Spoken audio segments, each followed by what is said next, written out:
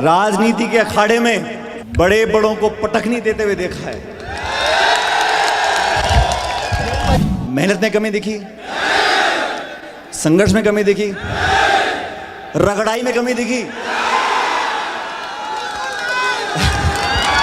राजस्थान विश्वविद्यालय के संगठक कॉलेज महाराजा महाविद्यालय में आज 20 जनवरी 2023 का ये दिन छात्र संघ अध्यक्ष भाई संदीप गुर्जर के छात्र संघ कार्यालय के उद्घाटन समारोह और छात्र महापंचायत की ऐतिहासिक आयोजन में लोकप्रिय जन नेता सचिन पायलट साहब के मुख्य आतिथ्य में मंचस्थ और ये युवा तरुणाई कि कदम ताल की आवाज से इतिहास बदल जाएंगे, अंगारों की भाषा से भूगोल बदल जाएंगे, हवाओं से कह दो जरा अपनी औकात में रहे, हम परोस रहे हौसलों से उड़ जाएंगे।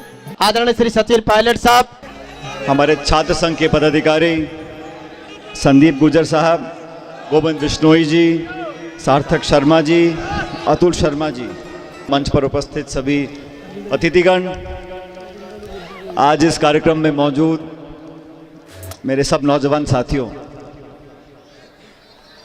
कैसे ज़माना बदलता है। आज देखो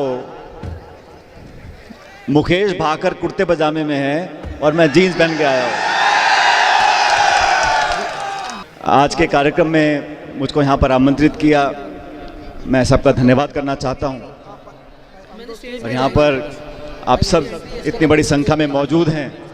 तो दोस्तों, आज का जो कार्यक्रम है इसमें हमारे जो चुनाव जीते सब साथी, उनको मैं सबसे पहले बहुत बहुत शुभकामना देना चाहता हूँ, बधाई देना चाहता हूँ।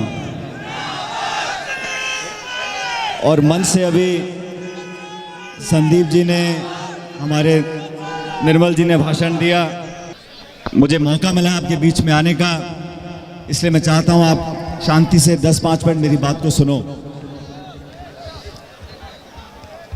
दोस्तों, पिछले कुछ दिनों में मुझे राजस्थान के अलग अलग जिलों में किसान सम्मेलन जो आयोजित हुए थे उसमें जाने का निमंत्रण मिला।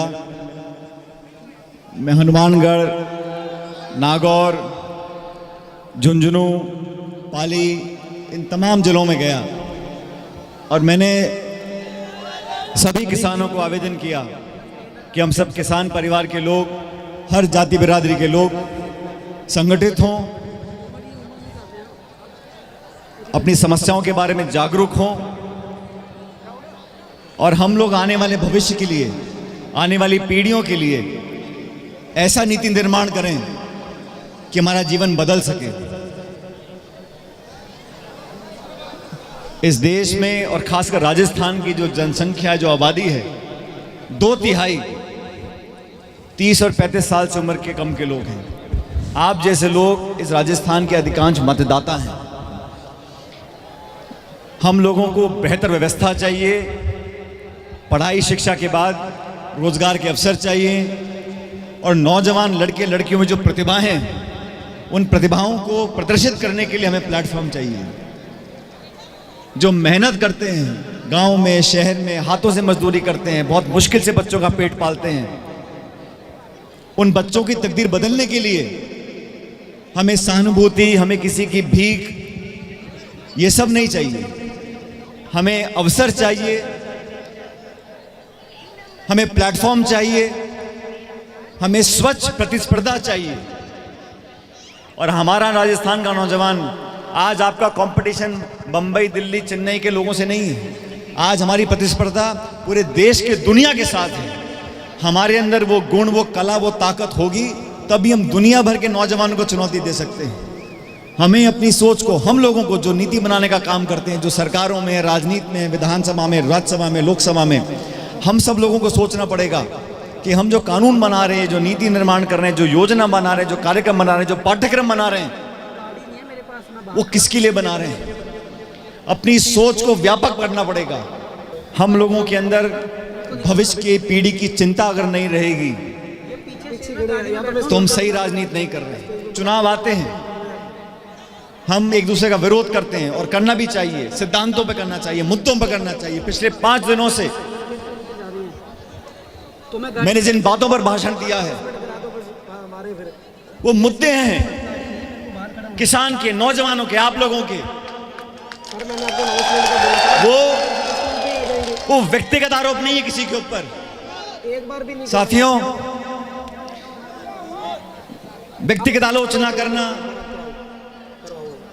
गाली गलौज करना, कठोर शब्द बोल देना बड़ा आसान काम है।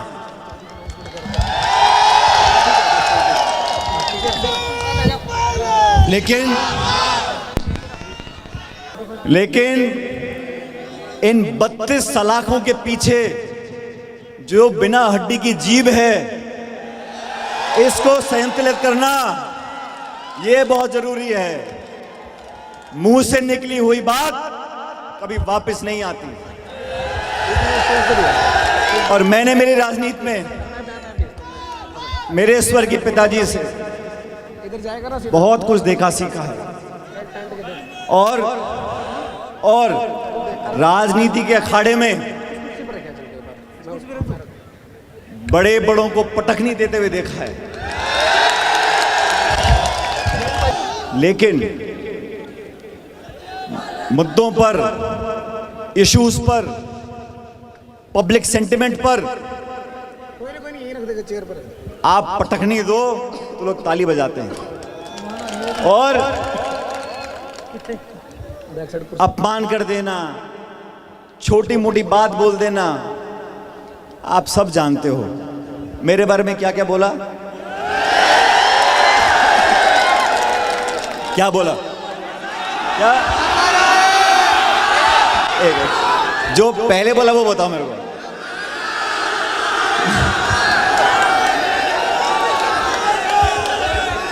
तो साथियों, इन सब बातों की जरूरत नहीं है। मैंने हमेशा, और मैं आप लोगों को बोलना चाहता हूं, क्योंकि मैं आज मैं इस कॉलेज में आया हूं। मैं कोई प्रोफेसर नहीं हूं और मैं कोई मास्टर नहीं हूं, लेकिन मैं आपके बीच में आया हूं, आपसे उम्र में बड़ा हूं, इसलिए मेरा दायित्व बनता है। मैं आपसे बड़ा हूं, मेरा दायित्व बनता है मैं आपको सही बात बोलूं, आपके संस्कारों को जगाऊं। आपकी परवरिश ऐसी होनी चाहिए कि आप लोगों का मान सम्मान करो, लोगों को इज्जत बख्शो, और इज्जत दोगे तो इज्जत मिलेगी।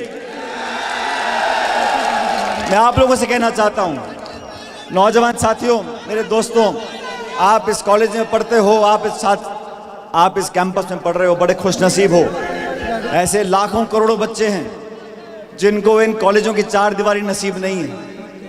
आप इस अवसर का, इस माहौल का, आपको एक अच्छे वातावरण में पढ़ने का जो वरदान मिला है, इसका सदुपयोग करें और अपने आचरण में, अपनी भाषा में, अपनी बोली में, अपने विचार में, अपने व्यक्तित्व में ऐसी चीजें लेकर आओ ताकि आपसे आगे आने वाली पीढ़ी, आपसे आने वाली आगे पीढ़ी आप पर गर्व कर सके, आपको सम्मान दे सके।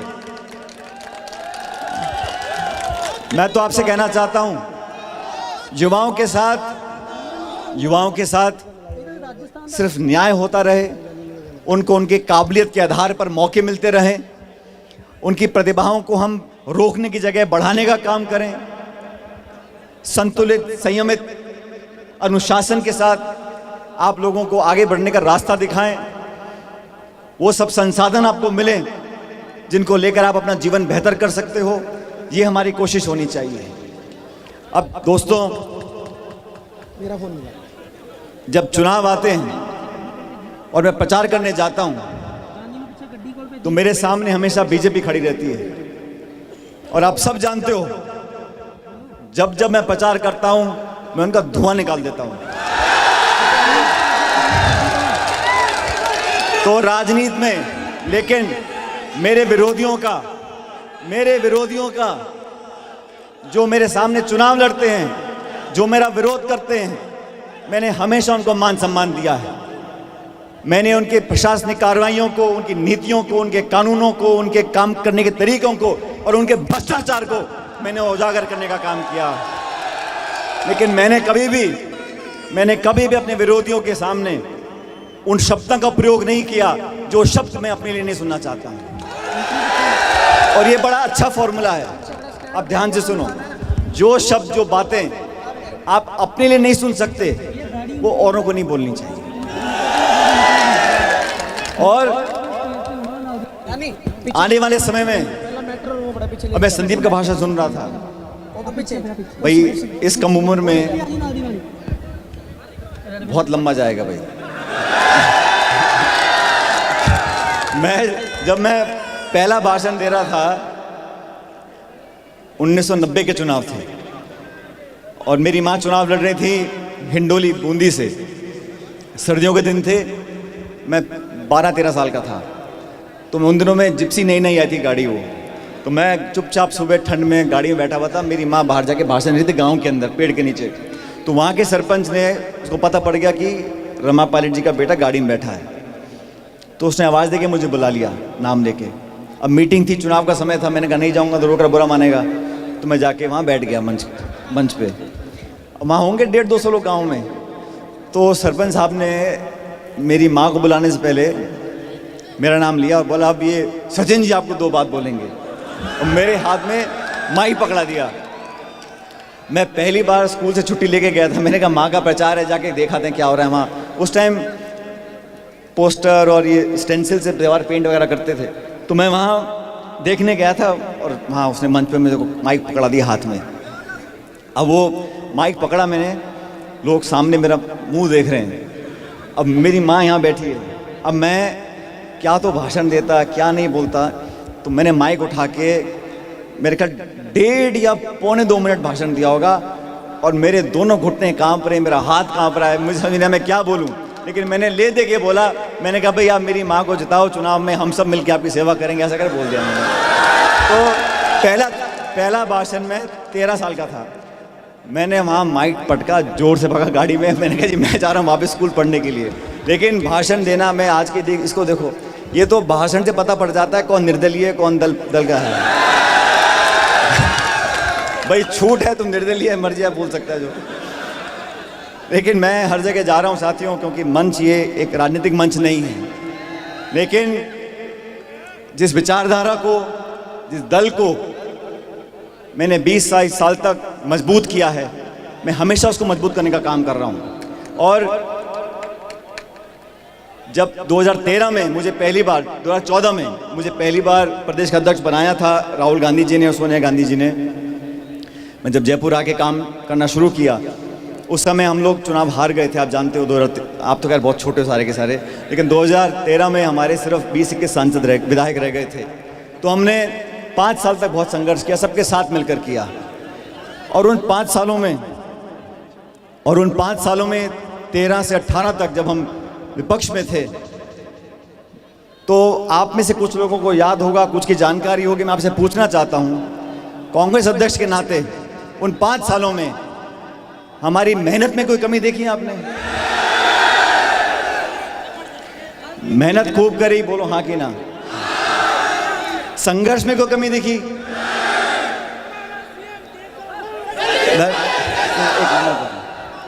मेहनत में कोई कमी नहीं, संघर्ष में कोई कमी नहीं, मेहनत में कमी दिखी, संघर्ष में कमी दिखी, रगड़ाई में कमी दिखी। तो ये मैं इसलिए कह रहा हूं कि आप सब लोग भी हिम्मत से काम लो।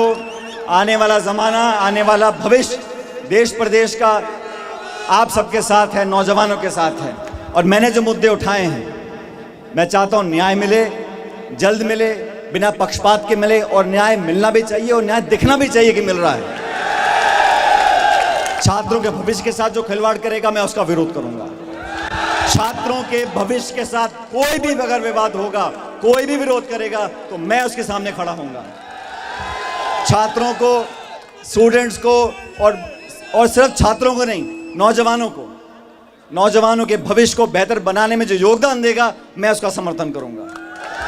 इसलिए साथियों, मैं आपसे आग्रह करना चाहता हूं, आप समझदार लोग हो, जागरूक लोग हो, सब व्हाट्सएप फेसबुक पे सब घूमे हो, सब जानते हो आप लोग। तो जो हकीकत है, वास्तविकता है, उसको पहचानो, अच्छे बुरे में फ़र्क को समझो, अपने पराये के फ़र्क को समझो। जो आपके लिए संघर्ष करे, आपके साथ खड़ा रहे, आपके दुख दर्द में शामिल रहे, उसके कंधों को, बाहों को ताकत दो।